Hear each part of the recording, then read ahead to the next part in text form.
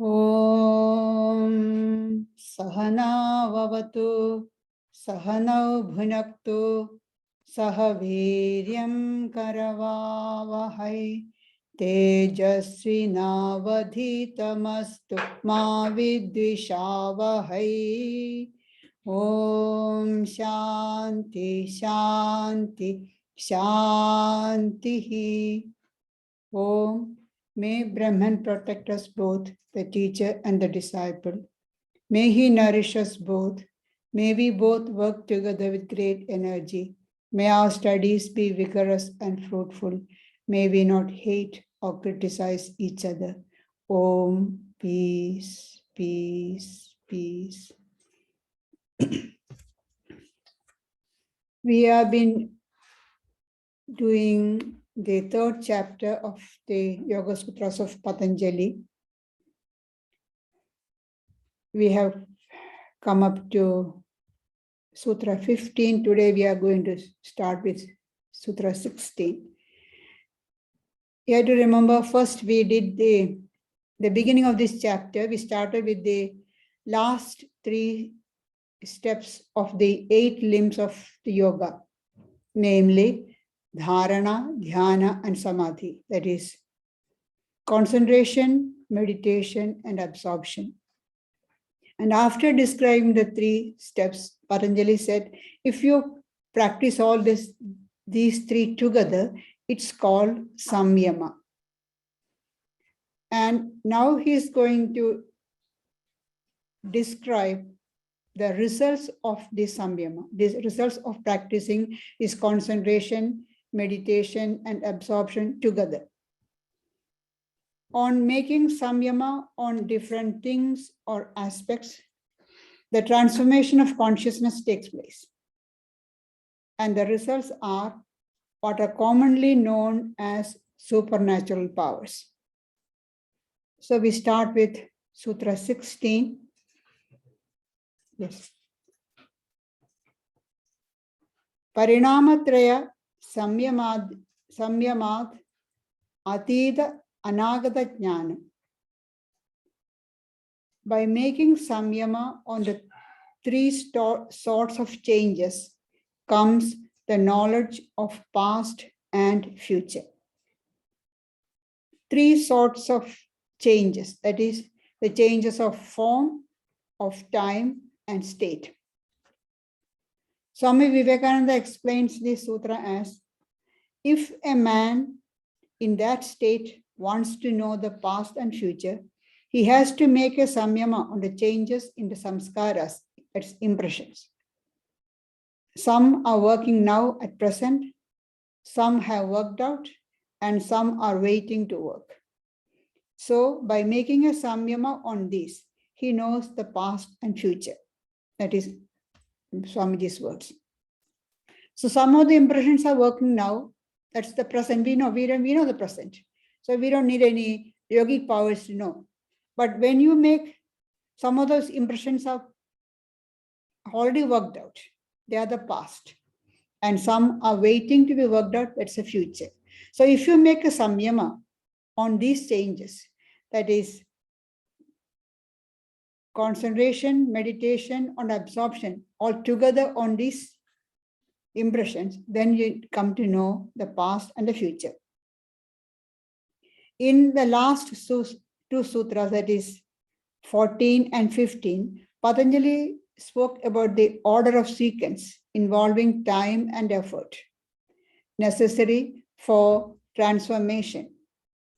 By following this order, the yogi observes the natural flow of time, the present moving into the past, the future becoming present. And by detaching ourselves, the flow of the mind goes unobstructed.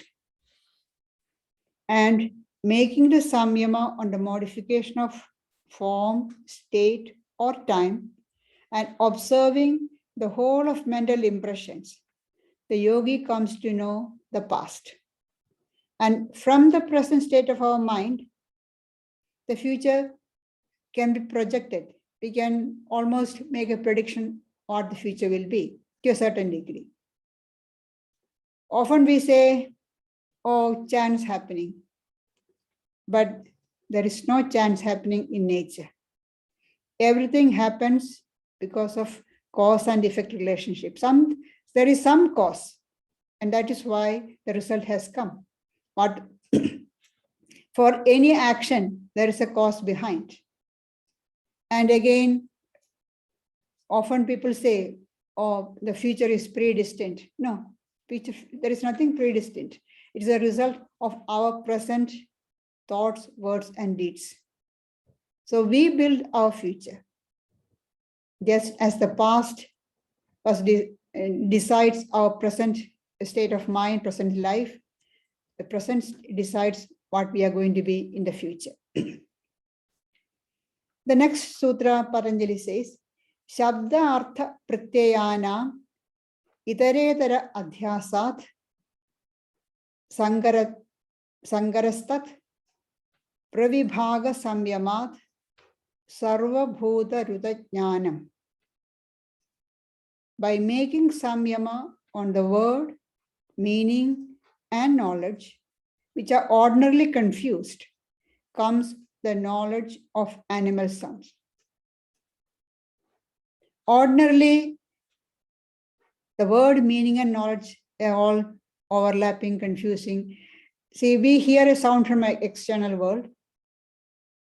It goes to the mind, and the mind reacts. That's how we come to know. But in our ordinary life, there's no time lapse difference. They go together. As soon as we hear some sound from external world, immediately we know what it is.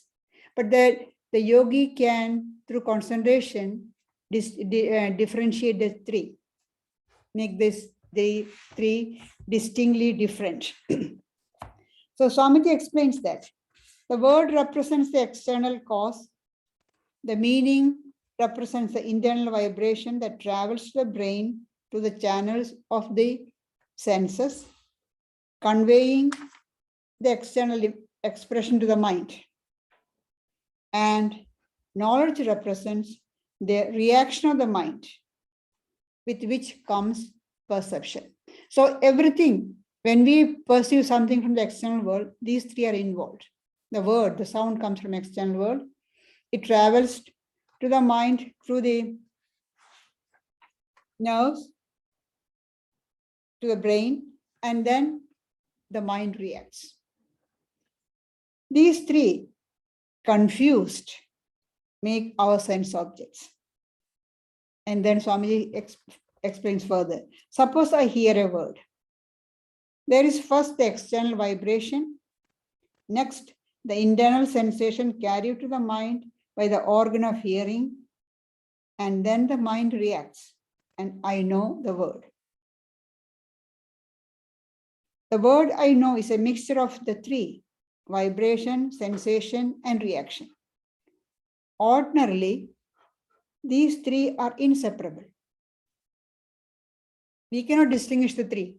They go together, almost together. There is no time lapse. There is so we cannot distinguish the three. But the yogi, through practice, he can. By practice, the yogi can separate them. And a man has attained to this. If he makes a samyama on any sound, he understands the meaning which that sound was intended to express, whether it was made by a man or by any other animal. We hear that, or we read how scientists are studying languages of birds, aquatic animals, by listening to them for years, and then separating one particular sound from all the other noises. Actually, they are making samyama. They are concentrating on that one particular sound. They are making samyama. For us, it is only noise.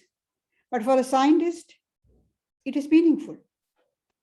That is why here says, Patanjali says, by making the samyama on that comes the knowledge of all animal sounds, whether it is human beings or animals, birds, everything, all sounds you can make. Then we come to the next sutra, Sutra 18. Samskara Sakshat Karanat Purva Jadi Jnana. By perceiving the impressions comes the knowledge of past life. All the experiences that we have undergone, after some time, subsides and becomes finer and goes to the subconscious mind. As we go on concentrating and meditating, they come up to the conscious level.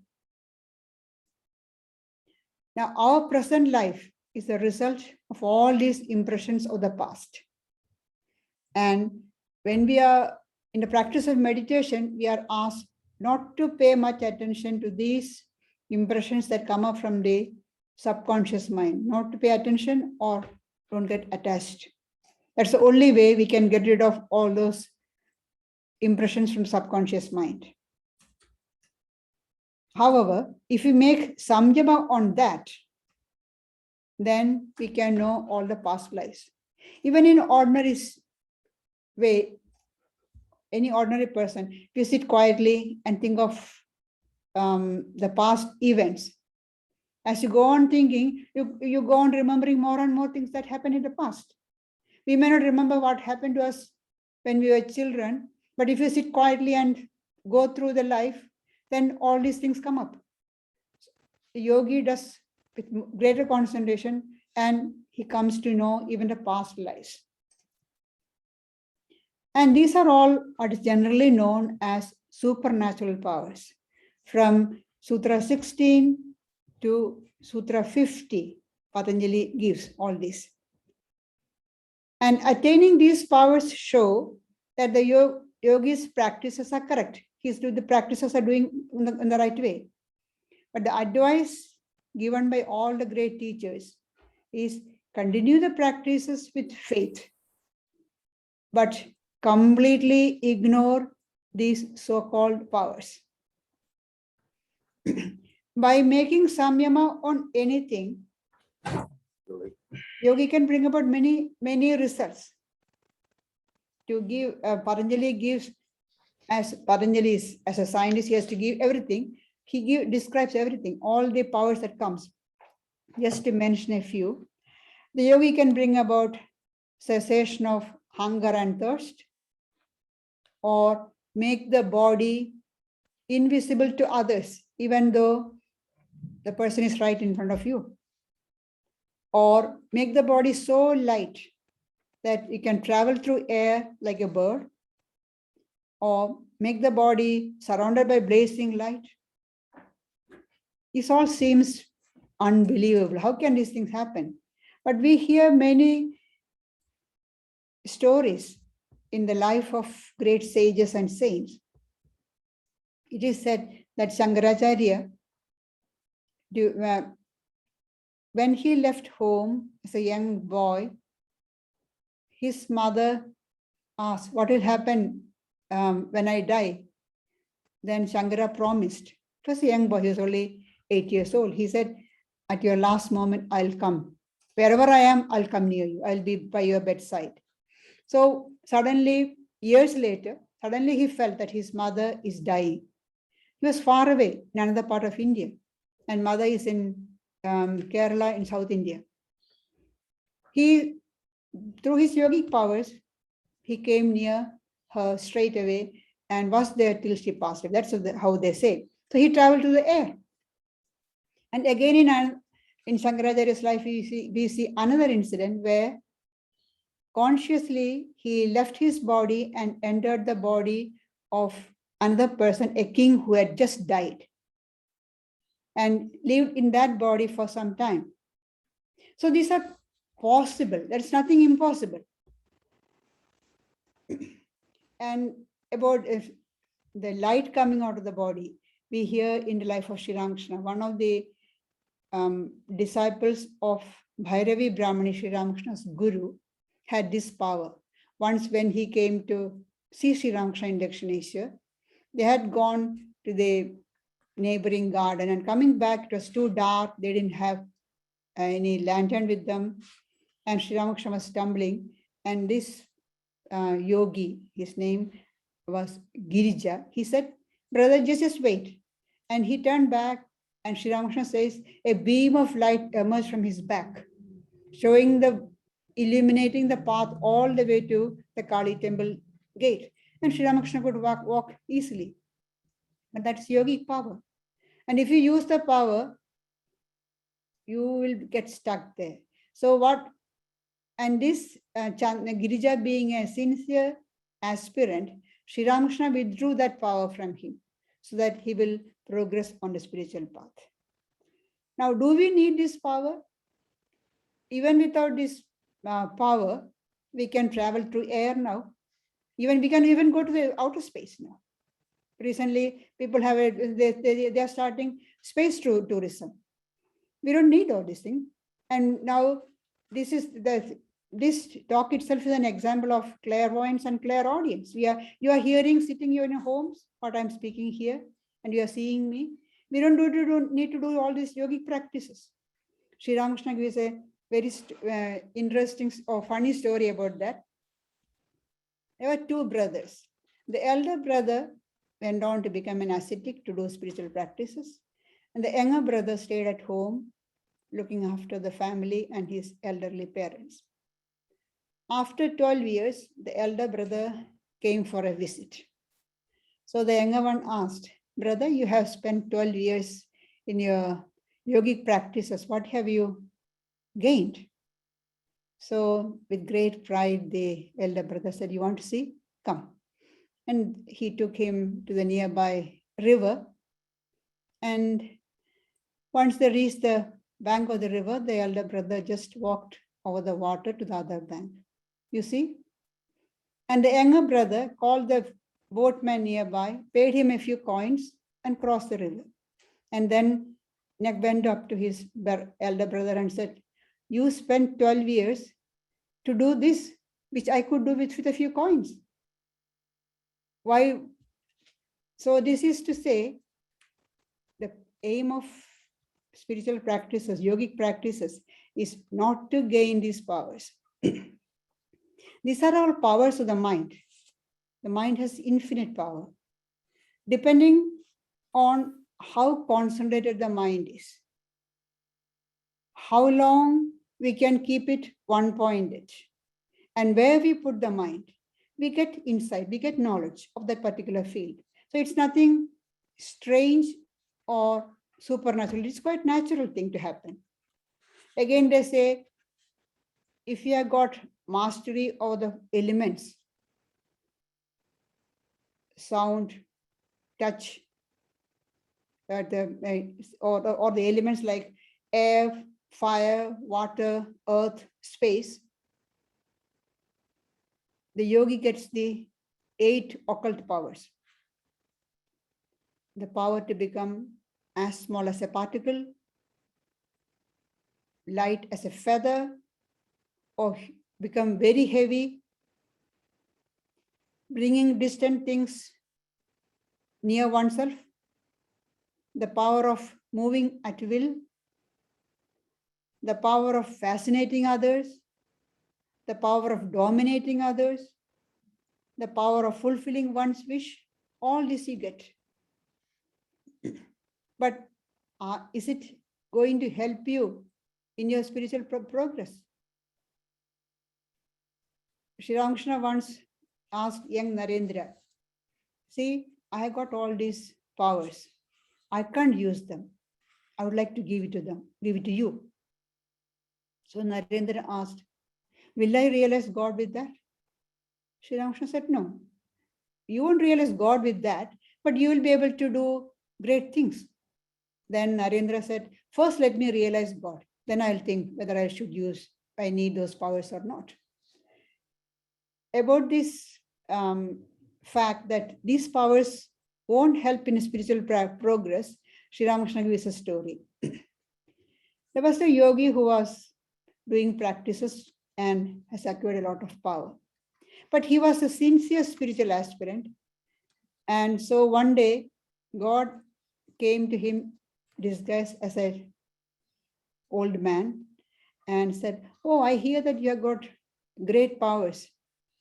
Can you show me some?" Oh, the yogi said, "Yes, I can." So there's usually near the forest or the cave, was an elephant walking past nearby. So the old man asked, there's an elephant going, can you kill it? It's possible, the yogi said. And he took some dust and uttering something, put it on, threw it on the dust on the elephant. The elephant fell down, wriggled a little, and then was dead in a minute. Oh, the old man said, you have such great power you have. You are able to kill the elephant. Now, can you bring it back to life? The yogi, with a confident smile, said, yes, that's possible. And again, he took some dust, uttered something, and threw it on the elephant. The elephant struggled a little, got up, and walked off. Oh, you have brought the elephant back to life. Then the old man asked, you have killed the elephant, you have brought the elephant back to life. What have you got? What have you gained? Have you progressed in spiritual life? And he disappeared. Then the yogi learned his lesson. No, this is not taking you anywhere on the spiritual path. These powers, if they are used, make us forget the aim of yoga. What is the aim of yogic practices? Union with the Supreme. You forget that. So Patanjali and all the great teachers warn us, don't use these spiritual powers. Sri Ramakrishna says again and again, they are like filth. Shun them like poison. Don't use them at all. And Patanjali gives us this warning in the Sutra 38. Te samadha upasarge yuddhane siddhayaha. These are obstacles to samadhi, but they are powers in the worldly sense. If you are keen on your spiritual progress, if you are keen to progress on the spiritual path, you're on the yogic path, they are obstacles. But in the worldly sense, they are powers. You can use it for your worldly advancement, that's all right. But we have to remember the goal of yogic practices, of all our spiritual practices, is to realize our union with the Atman or self or God, not getting supernatural powers. They can in no way help us on our chosen path, but only obstruct our progress. When through concentration and meditation, the mind is going deeper into the layers of consciousness, these powers actually try to draw the mind out. So they are obstacles. Of course, the attainment of these powers show that we are progressing on the right path, but don't make use of them. Don't use these powers to show off. If you use them, they become temptation and distraction from the path of yoga. An adept in yoga would know how to use these powers, when to use these powers, not for selfish purposes, but for the good of others. But a beginner may be using it just to show off. We see that in the life of Swami Vivekananda. As Narendra, he was an adept in meditation. So one day he was meditating with some of the other brother disciples. Sri Ramakrishna was, towards the end of Sri Ramakrishna's life, he was sick in Kasipur. Narendra asked the brother disciple who was sitting next to him, Kali Prasad, to touch him. So Kali Prasad touched Narendra for a short time. And then he asked, how did you feel? What did you feel? Now, Kali Prasad said, he felt as though electric current is entering my body. He said, that's enough, don't take your hand. Within a few minutes' time, another disciple came and told Narendra that Sri Ramakrishna is calling him to this room. Narendra went there and Sri Ramakrishna scolded him. What did you do? You haven't accumulated, earned enough spiritual powers or gained progress or having progress much in the spiritual path, and he started already using that. And you don't know how to use. That boy was doing his spiritual practice in one particular way, and you put your ideas into him. Luckily, not much harm is done, but never use it again. When you become established in that, then you will know when to use, how much to use. And we see that when to use and when not to use. You'll know that. Years later, when once Swami Vivekananda was in America, he was giving a lecture, and suddenly he stopped the lecture halfway through.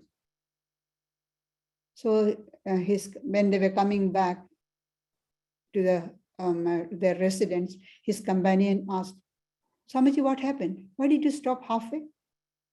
Swamiji said, I found the whole audience, their mind became so pliable. I can shape in any way I want, but I want them to think for themselves. So this is the stage when you know how to use, where to use or not the power. Sri Ramakrishna used his power, we see once, for helping other person. Mathur Babu, the proprietor of the Kali temple, his wife Jagadamba Dasi was very sick. Now, if Jagadamba Dasi dies, then Mathur won't have any hold on the estate of Rani Rasamani, which is controlling the Kali temple, and he won't be able to do anything for Sri Ramakrishna. So he came and pleaded with Sri Ramakrishna, please save her. First, Sri Ramakrishna said, what can I do? You get the doctors, and doctors are doing. I'm not asking for that, but you please do something for her, something for me. Then Sri Ramakrishna said, all right. And said that she recovered soon. But Sri Ramakrishna suffered for that for the next 6 months. He suffered physically. So yogis too, yogi can use these powers for the welfare of others. But only an adept knows when to use, how much to use. Now we come to Sutra 50.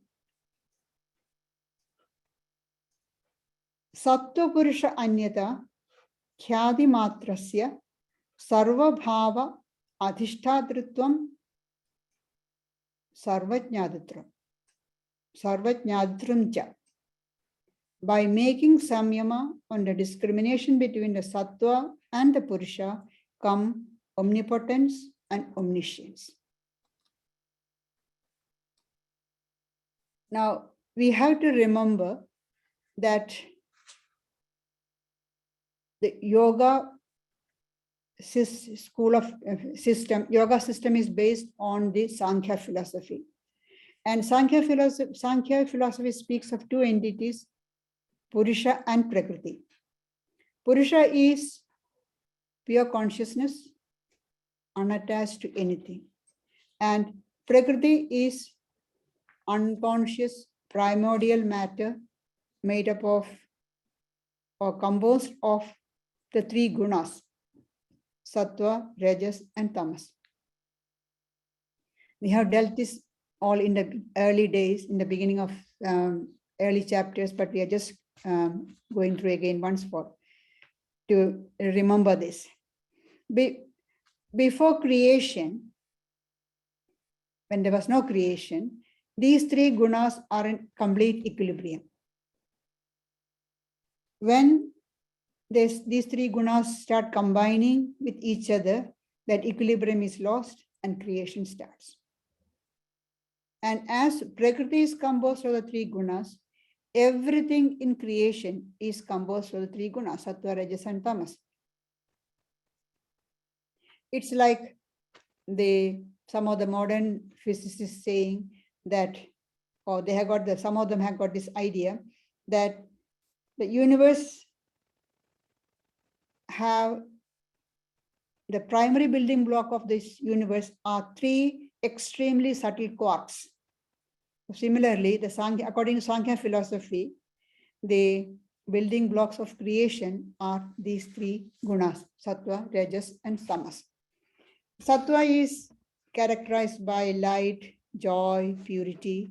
Rajas by activity, movement, restlessness, anger.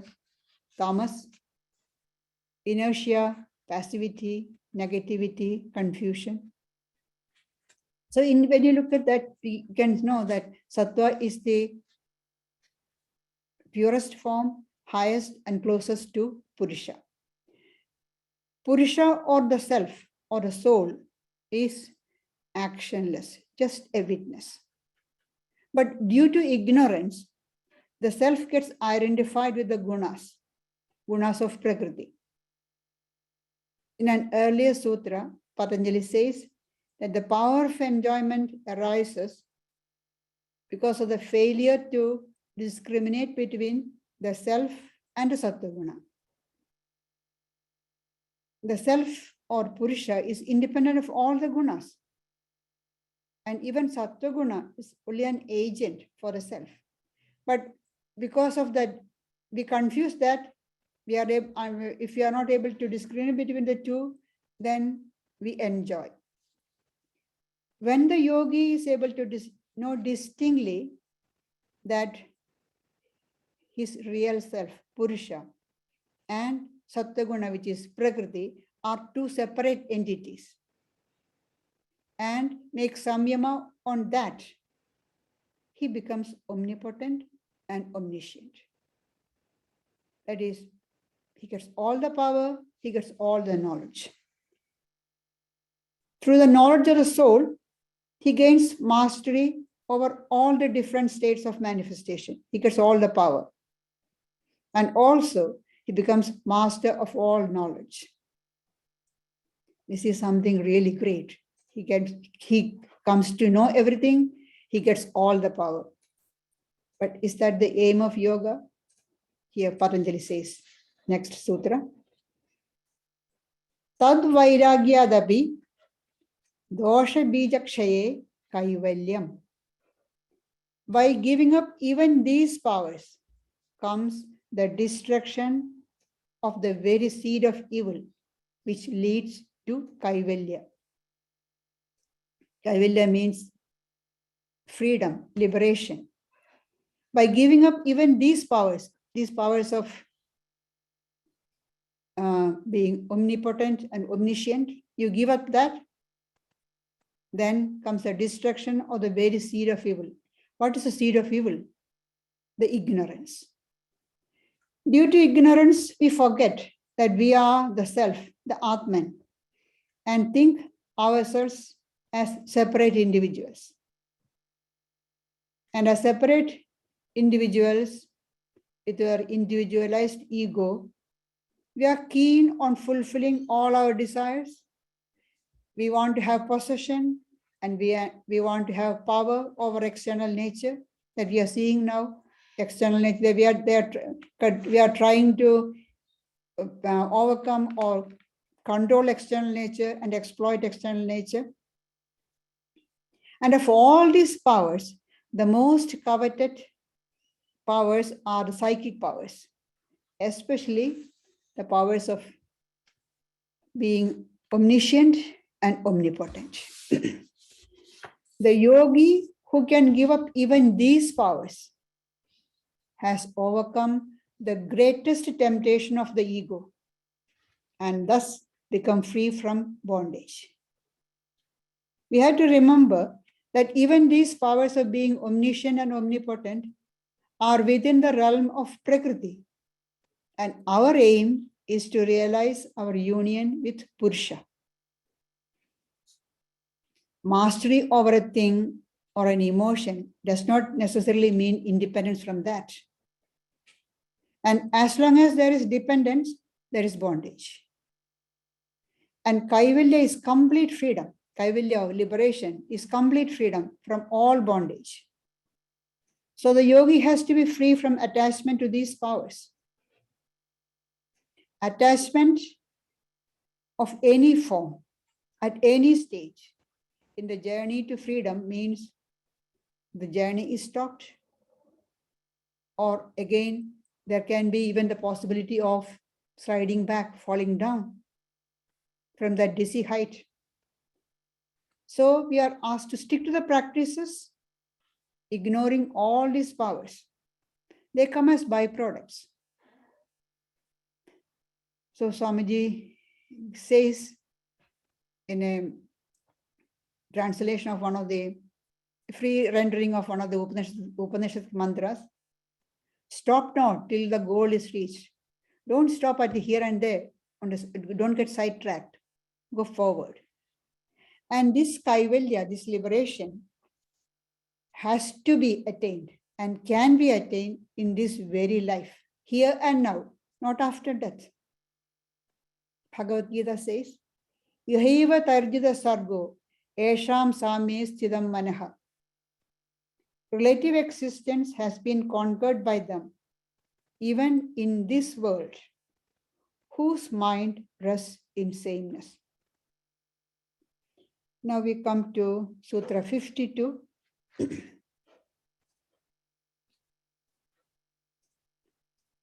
Sthani upanimandrane sangas mayagaranam punaranishta prasangat. The yogi should not feel allured or flattered by the overtures of celestial beings for fear of evil again. The yogi should not feel flattered or allured. The celestial beings or invisible beings, they may show respect, they may invite you, and the yogi should avoid showing pleasure or getting attached or even feeling proud. Upanimandrana, here it is actually being invited. The celestial beings are inviting, come, come, and enjoy these things. Yogi should not feel attached to these invitations or get flattered by it.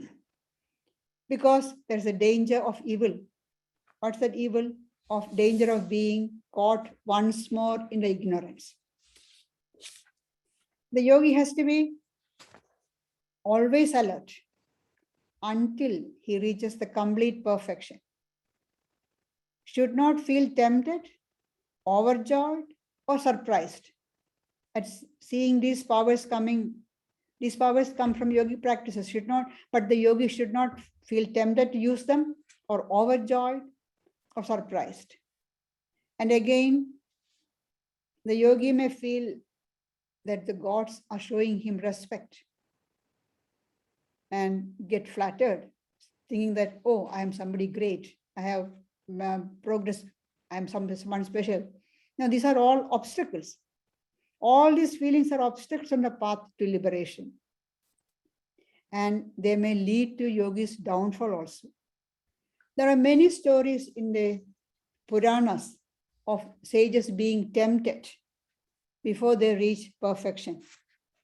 And these stories are given to emphasize the idea that at no stage should the yogi or a spiritual seeker think he or she is safe. The possibility of fall is there, even just before reaching the perfection. So the Upanishads describe this spiritual path as Shurasya Dhara Nishida Duratteya Durgam Patha. Like the sharp edge of a razor is that path, hard to tread and difficult to cross. All the great souls have gone through this, has faced this. In the life of Buddha, we read that just before he attained enlightenment, Buddha was tempted by Mara, showing all types of allurements, showing sense pleasures, power, property, fame, all those things, trying to drag the person away from that path. Jesus was tempted by the Satan. All these things happen.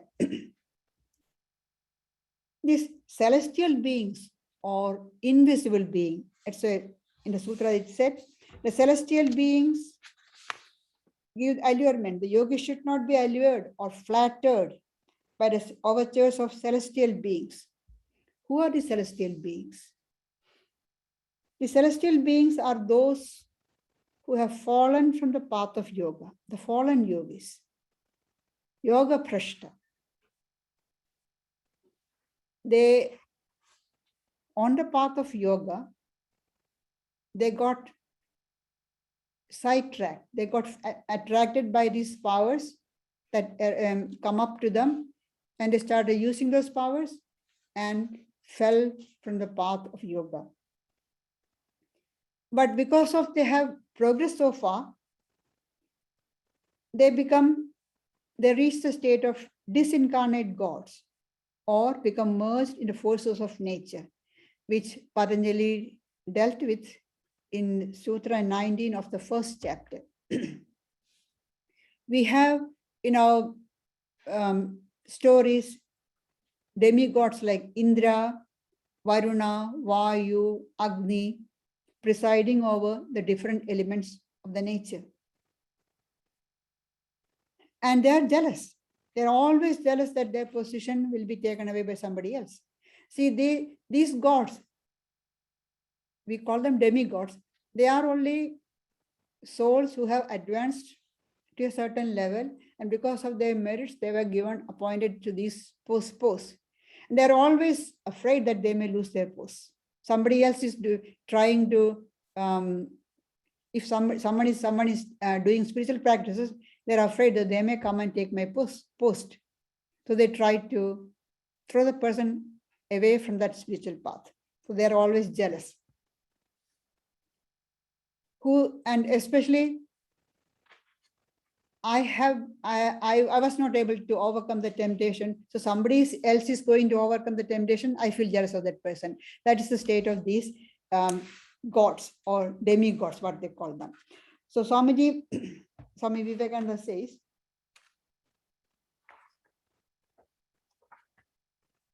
there are other dangers too. Gods and other beings come to tempt the yogi. They do not want anyone to be perfectly free. They are jealous, just as we are, and worse than us sometimes. They are very much afraid of losing their places. These yogis do not reach perfection, die, and become gods. Leaving the direct road, they go into one of the side streets and get these powers. Then again, they have to be born. But he who is strong enough to withstand this temptation and go straight to the goal becomes free. The nature of the temptation depends upon the particular weakness of the yogi and also the stage of development. And higher the stage of development, the greater the temptation, the subtler the temptation will be. And greater the degree of detachment needed to overcome that temptation. As one progresses on the path of yoga, on the spiritual path, the senses grow keener and more capable of enjoyment. They become more capable of enjoyment. So it's very easy for the person to get involved in power play or sex relationship, forgetting the original purpose for which he or she started on the spiritual path. We have this story of Vishwamitra, the sage Vishwamitra. He wanted to become a Brahmashi, knower of Brahman. So he started doing spiritual practices. When he has been doing for quite some time, Indra, the king of gods, got worried. Oh, maybe he'll take my post. So he sent one of the celestial dancers to seduce Vishwamitra, and Vishwamitra was caught. After some time, Vishwamitra realized that he has strayed away. So he, with greater determination, he started again his spiritual practices. Again, Indra sent the same thing, sent another person to tempt him. This time, Vishwamitra realized that they are tempting him. So he lost his temper. He got so angry that he cursed the tempter. But the result is, again, he lost the spiritual power. First time he was seduced, that is, he was caught by kama, lust. Second time, he was caught by krodha, anger. He lost his spiritual power, but again he started. So these show that there always is a danger on the path of spirituality. And the yogi has to be extremely careful. Vyasa, in his commentary on the Patanjali's Yoga Sutra, describes the allurement offered by the celestial. He describes it as this. I'll just read a part of it. The celestials, the demigods, will be telling the yogi, "Sir, will you seat yourself here? Will you rest here? You might enjoy this pleasure. You might find this maiden attractive. This elixir will banish old age and death. In this chariot, you can fly through the air. Over there are trees which grant all wishes. That heavenly stream will give you happiness. Those sages know everything. These nymphs are peerlessly beautiful, and you will not find them cold. Your eyes and ears will become supernaturally keen. Your body will shine like a diamond. In consequence of your distinguished virtue, honored sir, you are entitled to all these rewards. Please enter into this heaven, which is unfailing, ageless, deathless, and dear to gods." So many people get tempted. They get attracted by these things. Hearing all these welcoming words and praise, and think they are some great. Oh, let me enjoy. But Vyasa says, his advice is, the yogi should answer in this way. The yogi's answer should be like this: I have been baked in the dreadful coals of reincarnation. I have writhed in the darkness of rebirth and death. Now, at last, I have found the lamp of yoga, which dispels the shadows of ignorance. How then can I, who have seen its light, be led astray once more by sensual things? The yogi should always avoid these temptations. And these obstacles, or these supernatural powers, the psychic powers, trying to put obstacles on the path, is a recognized fact by all the great teachers. That they believe that external forces, by disincarnate gods or beings on the psychic plane, or even earthbound spirits, cause obstacles on the spiritual progress. So in the ritualistic worship, there is one item in our ritualistic worship that we do, is one item which invokes the protective presence, power of God to ward off all these psychic obstacles, so that we can, without any obstacles, without any impediments, we can progress with the worship. These subtle temptations are rooted deep in the subconscious mind. They may remain there because they are so deep rooted, even after they are conquered superficially. So the yogi has to be ever vigilant. There's a saying in India, when should you praise a saint? The answer is, when the body is reduced to ashes and blown off, then you praise the saint, not before. Because we never know when a fall can happen. Shankaracharya in the Vivek Chudamani gives this warning. If the mind ever so slightly strays from the ideal and becomes outgoing, then it goes down and down, just as a ball inadvertently dropped on staircase bounces down from one step to another. If you drop a ball on the steps, it doesn't stop there. It bounces from one step to another, all the way to the bottom. Only when it stops, only when it reaches the bottom. So the higher one is, the greater the danger in falling. If you are falling, walking on the ground, you fall down, you may get injured, but not so seriously. But if you're falling from a height, say from the top of the building or a staircase, top of the ladder, the injury will be greater. So higher you are on a spiritual path, greater the danger when you fall. So we see what is the way out then? We see the saints praying to God for protection.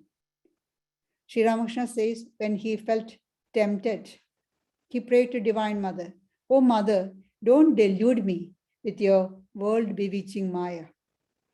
It happens to everyone. So it seems all very depressing. But even after such a lapse, everything is not lost. The yogi will find the way back to the path and continue. Only thing is, a lot of precious time and energy is lost. In the 6th chapter of the Bhagavad Gita, and the chapter that we are doing now on our Gita discussion, towards the end, Arjuna asks this question: what happens to a yogi who strays away from the path of yoga? Does he become lost like a piece of cloud rent asunder by the wind, losing both this world and the next? Shri Krishna gives the assurance, reassures him, saying, "Nahi kalyanakat kaschit durgatim tata gacchati."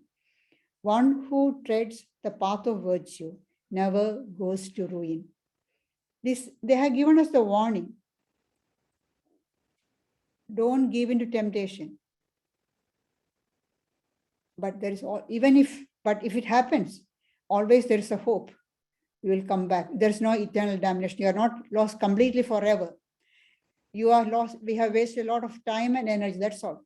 But still, you will come back. That's a great hope. Thank you.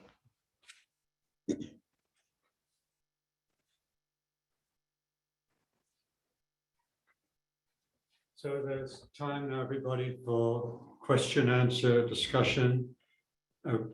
Please remember to unmute yourself if you'd like to ask a question.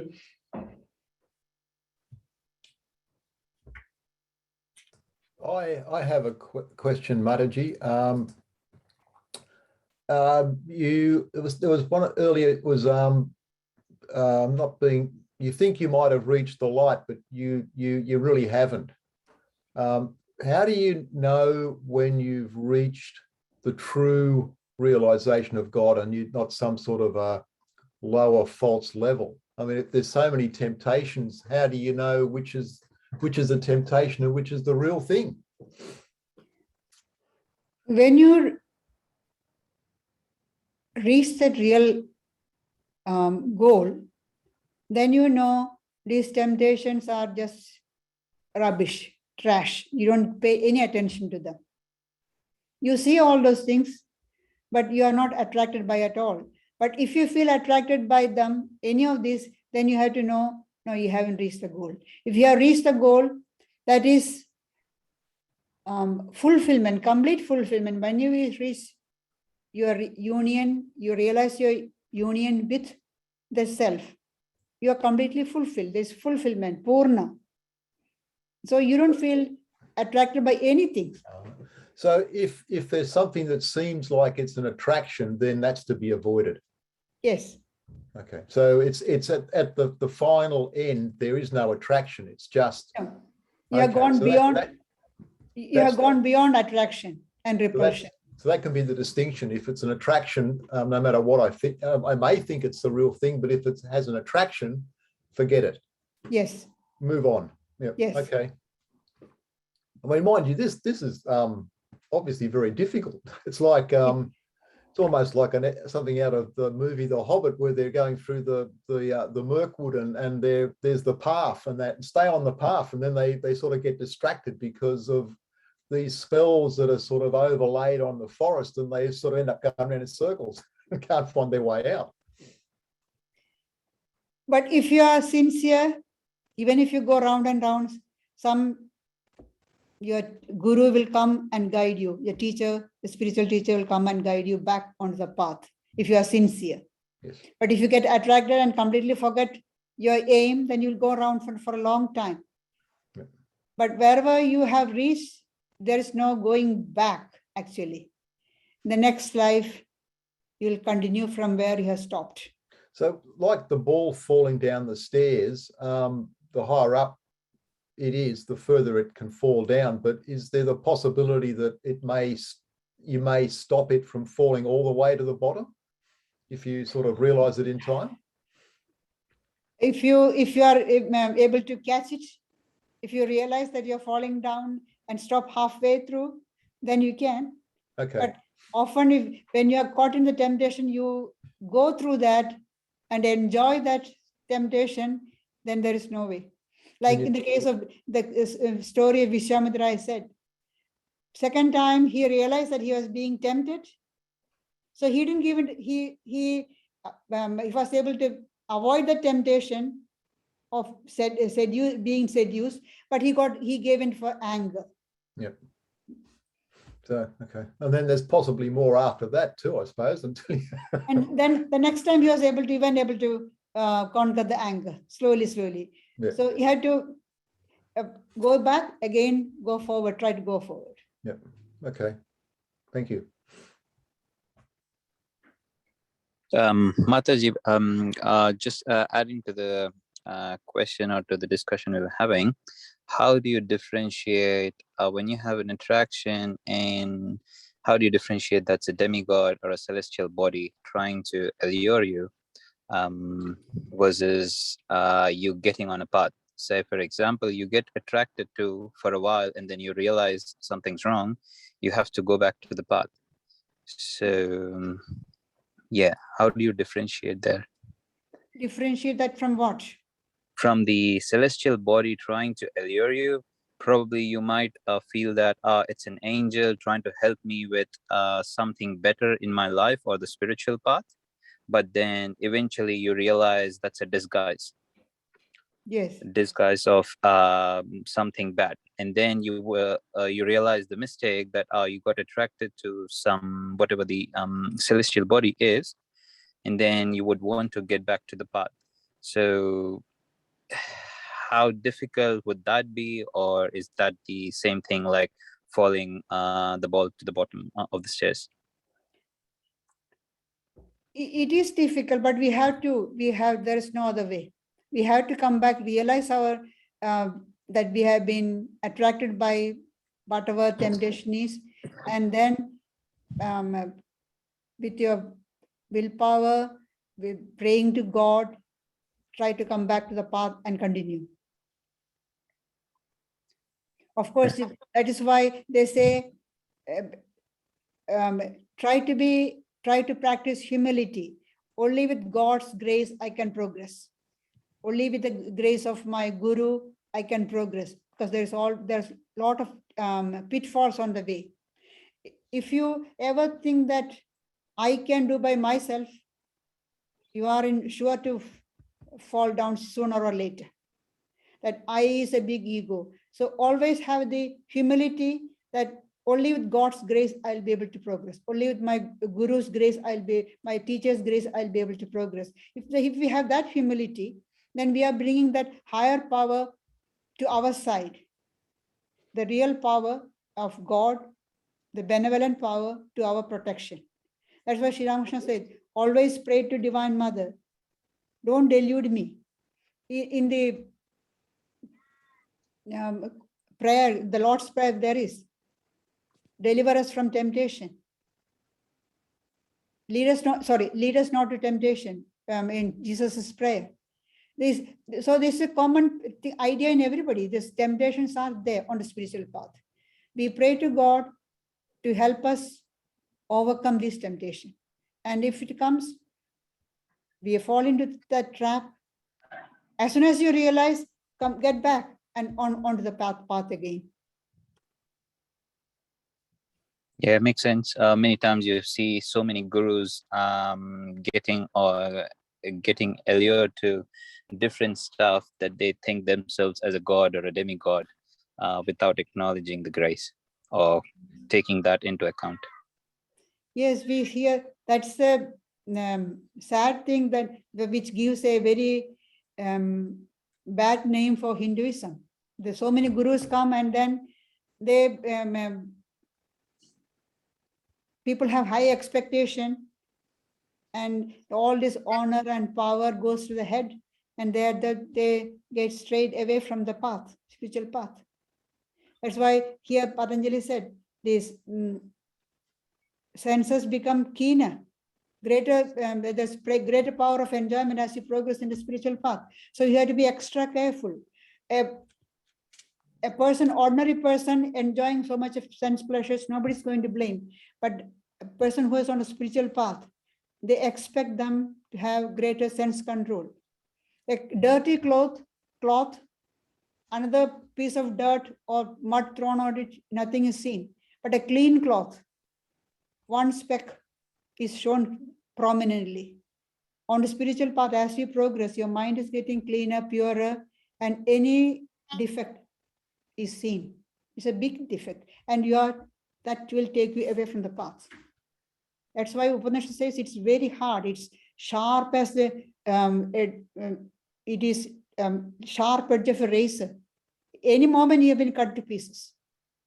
You have to be very, very careful and alert all the time, vigilant. Well, keeping this in mind, is it safer for a would-be yogi to not be practicing alone, but rather it's safer to be in the company of other yogis or some situation where there are others looking out for you who can pull you into line? So I know with, say, Ramakrishna order, we know that even the most senior members, the others, everybody will be alert if somebody's going a little bit astray, and they'll be pulled into line very quickly. So that's one of the many benefits of a group monastic life. Yes. But these lone yogis who don't have anybody monitoring them, even though they might be quite advanced and quite senior, you feel that it's more precarious for them. Yeah, that's true. That is why the many gurus, they are just one person. It's a one-man show. So there's always a chance. Nobody's there to control them, pull them back into the line. Whereas in a community life like ours, of the Ramakrishna order, there are other people around. And again, in our order, the beginners, the youngsters, are not encouraged to go into solitude and stay for a long time alone. If they want to go, stay with another senior person. Now, one other thing, this is, I guess, a bit personal, but maybe some of the people joining us today have had this experience. But I can recall several occasions when I've met a very senior, very deeply spiritual member of the Ramakrishna order, the monks and the nuns. A few times when I first met one of these senior sadhus or sannyasinis, there's a moment where they give you a piercing stare, so to say. And I've often, of course, wondered about that you're of course, you're being sized up. And I wonder what's really happening there. How much are they seeing into me?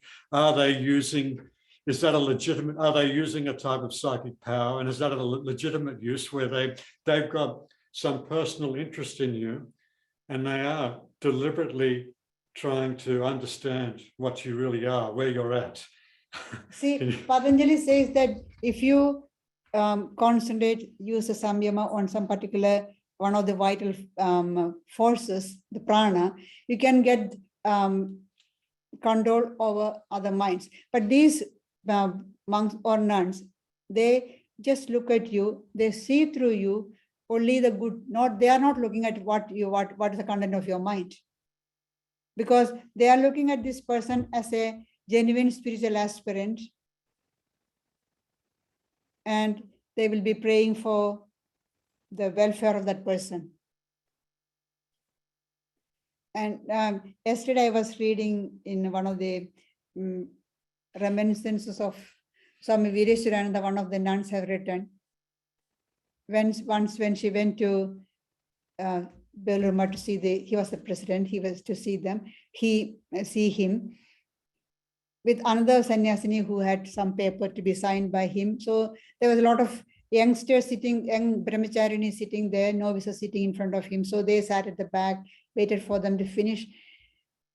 And they were just chatting with this senior Swami president. Most of them could be, might have been his disciples. They were chatting and laughing and everything. And this sannyasini who was sitting at the back was thinking, oh, this is a great Swami. He has done a lot of highly spiritual person. They should be asking spiritual questions or making use of the spiritual power of spirituality of that person too. And then suddenly she looked at him and it seemed as though he's straining to listen what she's saying. And she says, I didn't utter a word. I'm just thinking. And he's straining to understand. That means they spread the consciousness all around so that everybody's in that. All of them are different, people are talking different. Some of them may not be talking and he's just thinking. He's trying to hear everything. And then afterwards respond to each one accordingly. Later she was asked about something, but in the connection with what she was thinking. So they see everybody, but they are not using these psychic powers. And then these demigods tempting us, is it sometimes that's allegorical, that it's actually a higher part of ourself tempting us when we become quite advanced or get into an advanced state of mind? Is it partly coming from us? It is the subconscious, the impressions, the past impressions which have gone down to the subconscious level. They are coming up. They are coming up and they try to control us. So that's why they say when these subconscious impressions come up, just watch and ignore it. You pay attention to it, you're caught. All these impressions, whatever we have spoken, whatever we have thought, whatever we have done in this life, past life, everything, all the impressions are there in the subconscious level, layer after layer. So as we progress in the meditation, they come up one by one. But so then on the other hand, in Vedanta philosophy, we would say that there is, in reality, that there is this level of devas. I mean, that's not allegorical, it's real. There are these advanced souls who are in between. Yeah, that's what here that's what said. Real. Then these advanced souls, they strayed away from the path. They haven't reached the final perfection, liberation. So they are put in charge of the different aspects of creation. We call them presiding deity of this fire, air, water, fire, all those things. They are all advanced souls, but they strayed away from the path. And in the Gita, Sri Krishna says this Yoga Krishna, the path, yogi who has strayed away from the path, will be born sometimes in a well-to-do family where he can, without any worry of physical needs, can do the spiritual practices and progress. And there are rare cases where the yogi, the strayed yogi, the fallen yogi, will be born in a highly spiritual family where he'll quickly go forward and reach the goal.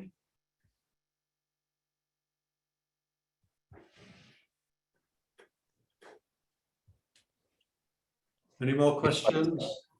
No, just a comment. I think so. If I take it, the spiritual path is very easy or very simple and very hard to comprehend, to just stay away from the desires and the attractions in life. But with such a simple philosophy, it's really hard where people just fall into the traps.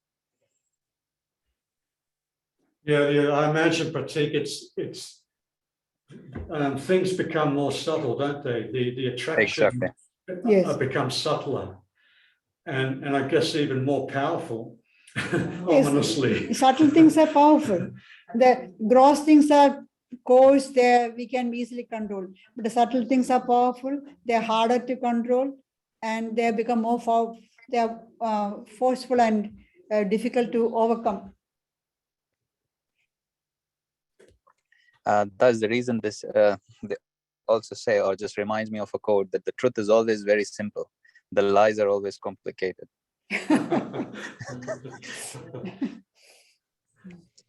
So spiritual life looks very easy. People think, oh, what's that? And they think monastic life is very easy. If they had taken to monastic life, they have a good life.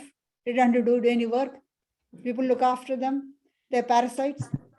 But if those who practice properly will realize how hard it is. Every moment you have to be vigilant on your. Always remember to be watchful that you are not straying away from the path. Your mind is always pure. It's very, very hard. It's hard. Any moment there is a chance of fall.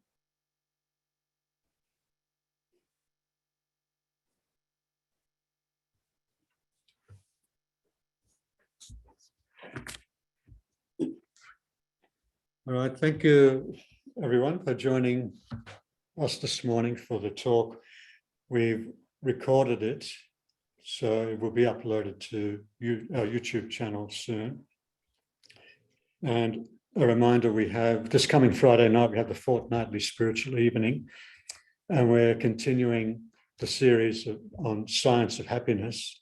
And in particular, we're going to study the ladder of happiness and investigate yogic insights into altered states of awareness. Next Sunday, Gayatriprana will be giving a talk on preparing for meditation in that usual time from 11 a.m. And we do look forward, maybe in a few weeks' time, we might be back in Vedanta Hall. I'm looking forward to being able to have a haircut, amongst many things. and so please stay well, everybody, stay safe. And I'm sure most of you must be fully vaccinated by now. It's good to see that that's proceeding along, rapidly along now. So thanks again for joining us. Thank you. Thank you.